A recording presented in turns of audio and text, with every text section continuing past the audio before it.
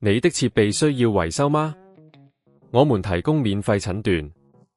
我們上門取件和送件，無需致電或出行。維修前先發送報價，你確認後才繼續。簡單、透明、專業。連結在簡介裏。今次我哋會介紹點樣更換 Rowenta Explorer 60吸塵機嘅中央輪。首先，確保吸塵機已經關閉，然後將電源線拔掉，以確保安全。接住，將吸塵機翻轉，檢查中央輪嘅固定螺絲。用適合嘅工具鬆開這些螺絲。鬆開螺絲後，小心地將中央輪拔出。喺呢個過程中，留意周圍嘅連接部件，避免損壞。當你成功拆下舊輪之後，檢查新輪的配件，確保佢適合你嘅 Rowenta Explorer 60型號。將新輪放入原位，確保佢正確對齊。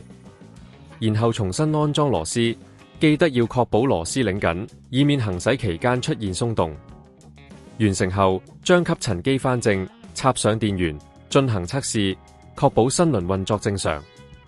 如果你喺更換過程中遇到問題，歡迎聯絡我哋提供免費診斷服務。我哋會安排專業技術人員上門檢查你嘅 Rowenta Explorer 60，並提供維修前報價，確保你可以安心使用。你的設備需要維修嗎？我們提供免費診斷。我們上門取件和送件，無需致電或出行。